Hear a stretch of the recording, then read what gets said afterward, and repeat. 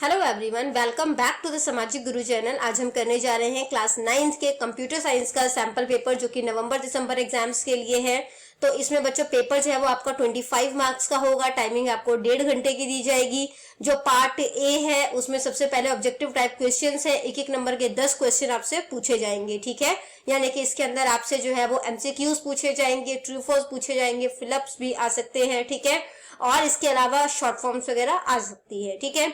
तो इसमें सबसे पहला जो क्वेश्चन है वो है ईच फंक्शन और formula must start with dash symbol in MS Excel. तो बच्चों एमएस एक्सेल का कोई भी फॉर्मूला इज इक्वल टू के सिंबल के बिना, यानी इज इक्वल टू के सिंबल के बिना जो है वो नहीं होता, ठीक है। तो इज इक्वल टू इसका आंसर है। नेक्स्ट है which function of MS Excel can be used to find minimum number from given range. तो मिनिमम नंबर निकालना है उसके लिए MIN का इस्तेमाल किया जाता है। अगर हमने मैक्सिमम निकालना है तो MAX का किया जाता है, ठीक है। नेक्स्ट है ampersand and symbol is an alternate of. तो ये किसका ऑल्टरनेट है फंक्शन एमएस एक्सेल में? तो ये कॉनकैटिनेट होता है, ठीक है। कॉनकैटिनेट का मतलब होता है ज्वाइन करना या कंबाइन करना, ठीक है। नेक्स्ट है dash appears on the top of each page in print preview and printed sheet. तो प्रिंट प्रीव्यू में अगर आप देख रहे हो, ठीक है, यानी आपका डॉक्यूमेंट कैसा बना है, या प्रिंटेड शीट में देख रहे हो, तो ये चीज जो होती है वो हर पेज के टॉप पर आएगी। तो इसे क्या बोलते हैं? हेडर, ठीक है। अगर बॉटम ऑफ ईच पेज लिखा होता है तो बॉटम में जो है वो फुटर आता है, ठीक है। आप इसको याद कैसे रखोगे? आपका सिर ऊपर है, टॉप पर है तो वो हेड, ठीक है। पैर नीचे होते हैं तो वो फुटर, ठीक है। नेक्स्ट है which option belongs to page layout tab. Page layout tab में कौन सा ऑप्शन इनमें से होता है? तो पेज ओरिएंटेशन भी होता है, पेपर साइज भी होता है, प्रिंट एरिया भी होता है। तो हम कहेंगे ऑल ऑफ दीज, ठीक है। नेक्स्ट है we can lock our cells from being accidentally change with the help of dash option. कि कोई एक्सीडेंटली हमारा कोई मतलब कि गलती से कोई हमारा सेल जो है वो फॉर्मेट ना हो जाए, चेंज ना हो जाए, तो उसको करने, उससे बचने के लिए हम क्या करेंगे? प्रोटेक्ट शीट ऑप्शन को क्लिक करेंगे, ठीक है। 7th हमारा है true false we can not remove page break once inserted. तो एक बार जब हमने पेज ब्रेक जो है वो सिंबल डाल दिया, ठीक है, मतलब पेज ब्रेक जो है वो सेलेक्ट कर लिया, तो हम उसको रिमूव नहीं कर सकते। तो ये बिल्कुल ही गलत है, ठीक है।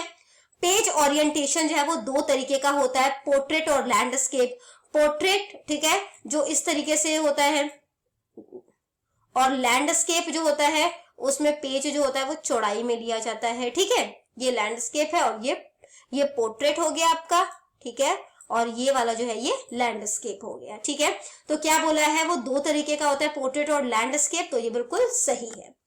अगला है formula is an expression of operators and operands to perform calculation. जो फॉर्मूला होता है वो ऑपरेटर और ऑपरेंड्स के बीच में एक्सप्रेशन है जिसको कि कैलकुलेट किया जाता है, बिल्कुल सही है। Text to column option can be use to split our contents in multiple cell.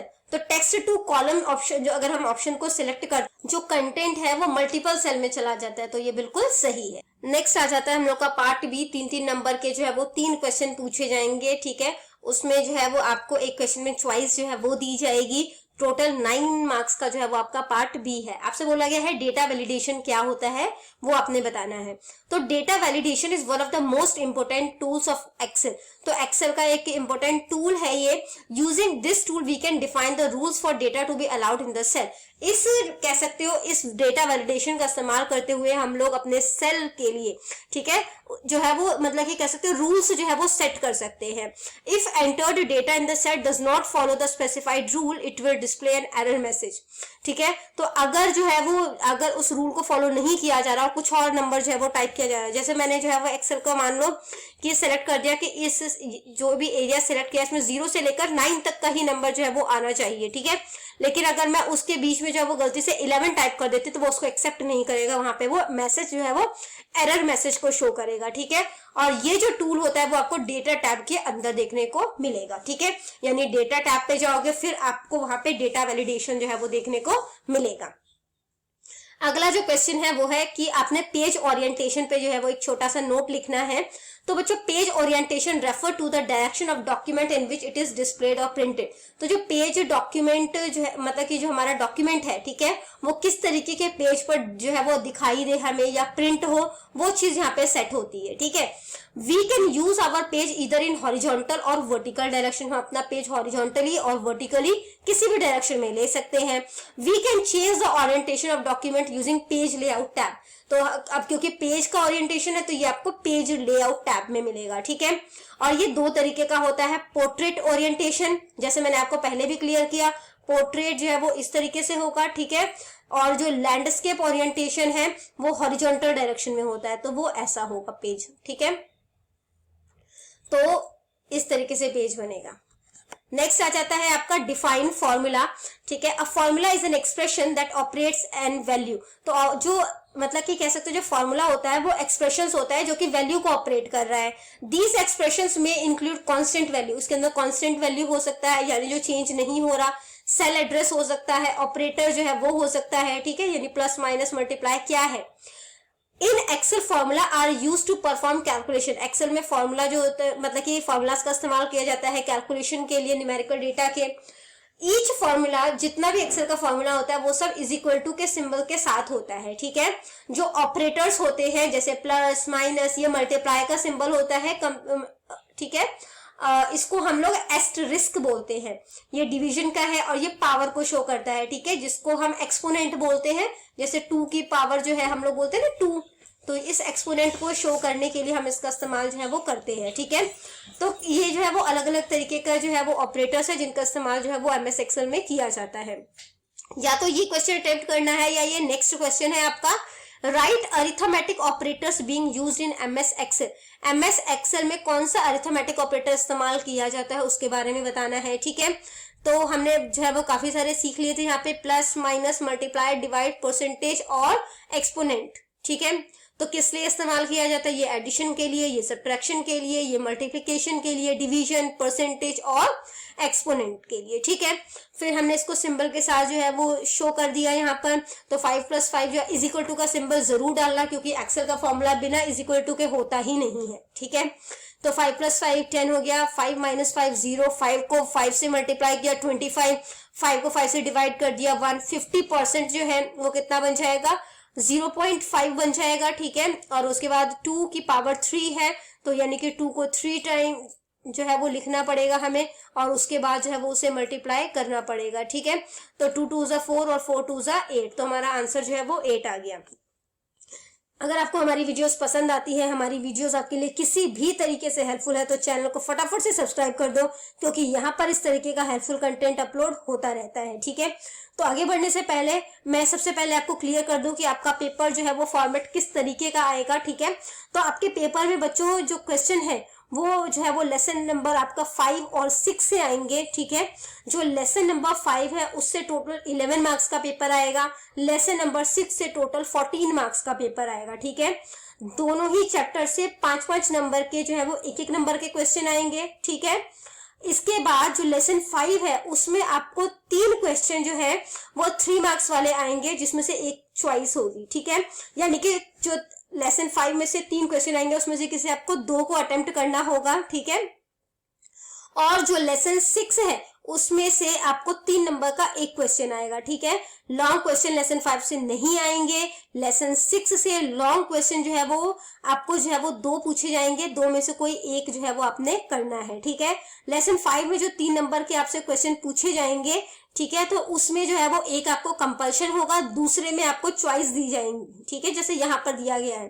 तो आप इन्हीं दोनों में से किसी एक को कर सकते हो, ऐसा नहीं है कि आप पहले वाले में से भी किसी एक को कर सकते हो, ठीक है। तो वो दोनों कंपल्शन है और इसमें जो है वो आपको चॉइस दी जाएगी। आई होप आपको पेपर पैटर्न जो है वो क्लियर हो गया है कि कौन सा चैप्टर जो है वो आने वाला है। अब हम देख लेते हैं पार्ट सी। एक ही क्वेश्चन है, ठीक है, ऑप्शन मिलेगा इसमें आपको, 6 नंबर का क्वेश्चन है, ठीक है। तो सबसे पहले बोला गया है what do you mean by page layout. Page layout से आप लोग क्या समझते हो, जो 3 पेज लेआउट ऑप्शन है उसके बारे में आपने बताना है, ठीक है। तो पेज लेआउट जो है वो refers to the arrangement of, इसमें जो है वो टेक्स्ट को अरेंज किया जाता है, पिक्चर लगाई जाती है या दूसरे ऑब्जेक्ट जो है वो इस पे लगाए जाते हैं। In Excel page layout option are mainly concerned with printing of our worksheet, कि हम जो पेज है वो किस तरीके से प्रिंट करेंगे वो चीज यहाँ पे डिसाइड होती है। Page layout tab provides command to change the layout of our page. तो ये हमारे पेज का लेआउट जो है, यानी उसका जो लुक है कह सकते हो, वो बदलता है। तो ओरिएंटेशन जो है वो क्या है, हमारा पेज जो है वो किस तरीके से प्रिंट कर, लैंडस्केप मोड पे प्रिंट करना है कि पोर्ट्रेट फॉर्म में, ये मैं आपको पहले भी 2 बार क्लियर कर चुकी हूँ इसी पेपर में, तो मैं यहाँ पे एक्सप्लेन नहीं करूंगी। नेक्स्ट आ जाता है मार्जिन। पेज का जो मार्जिन है वो हमने टॉप में, यानी आपने देखा होगा ना ऊपर से हम कुछ जगह जो है वो खाली छोड़ते हैं, इधर हमने लेफ्ट साइड कुछ जगह खाली छोड़ी होती है, राइट साइड, तो ये मार्जिन होता है। ठीक है, तो हमने मार्जिन कितना सेट करना है वो चीज हमें यहाँ पे देखने को मिलता है। उसके बाद आ जाता है scaling. Scaling is the process of compressing or expanding the content of a page so that it can be adjusted on specified page or pages. इसमें डॉक्यूमेंट को या तो बहुत ज्यादा कंप्रेस कर दिया जाता है, दबा दिया जाता है, या उसको फैला दिया जाता है। ठीक है, ताकि जितने भी पेजेस में हम वो डेटा चाहते हैं वो उसमें आ जाए। This option is very useful when we have to work on a large worksheet. तो जो हम बहुत बड़े वर्कशीट पे काम कर रहे हैं तो उस टाइम में स्केलिंग जो है वो हमारे लिए बेस्ट ऑप्शन होता है। ठीक है, या तो वो क्वेश्चन अटेम्प्ट करना है, या ये नेक्स्ट क्वेश्चन है कि हेडर और फुटर क्या होता है और आप इसको एक्सेल में किस तरीके से अप्लाई कर सकते हैं। ठीक है, तो बच्चों हेडर और फुटर जो है वो इंपॉर्टेंट एलिमेंट्स होते हैं किसी भी वर्कशीट का। Header and footers are lines of text that prints at the top and bottom of each page. तो ये कुछ लाइंस होती है या कुछ टेक्स्ट होता है जो कि सभी पेजेस पे, ठीक है, अगर हमने हेडर और फुटर सेलेक्ट किया है तो वो जितने भी पेजेस हम प्रिंट करेंगे सब पर वो हेडर जो है वो ऊपर टॉप पे दिखेगा। ठीक है, और जो फुटर होता है वो बॉटम में दिखेगा। ठीक है, this option is very useful to add any important information like page number, file name और एनी अदर कस्टम मैसेज। तो कोई भी अगर हमने कस्टम मैसेज वगैरह जो है वो करना है, कोई पेज नंबर शो करना है, तो उसके लिए ऑप्शन बेस्ट होता है। जैसे आप लोग अपने बुक्स में देखते हो, ठीक है, जो चैप्टर का नाम होता है वो हर पेज पे जब तक वो चैप्टर चल रहा है तो ऊपर लिखा होता है। ठीक है, और जो पेज नंबर होता है वो फुटर पे लिखा होता है, उसी तरीके से यहाँ पर भी होता है। ठीक है, तो इसको अप्लाई अब किस तरीके से करना है, तो सबसे पहले आपने जाना है पेज लेआउट टैब पर। इसके बाद आपने पेज सेटअप ग्रुप में पेज सेटअप डायलॉग बॉक्स पे जाना है। डायलॉग बॉक्स में आपको हेडर और फुटर दिखाई देगा, वहां पर आपने जो भी हेडर डालना चाहते हो, जो भी फुटर डालना चाहते हो, वो ऑप्शन जो है वो आपने लिख लेना है, वहां पे टेक्स्ट लिख लेना है। ठीक है, और उसके बाद ओके बटन पे क्लिक कर दोगे तो हेडर और फुटर जो है वो अप्लाई हो जाएगा। ठीक है, आई होप ये सारा वीडियो आपको क्लियर हो गया होगा। इनकेस आपको कोई भी डाउट है तो आप कमेंट सेक्शन में क्वेश्चन कीजिए, आपको रिप्लाई मिल जाएगा। ऑल द बेस्ट बच्चों फॉर योर एग्जाम्स।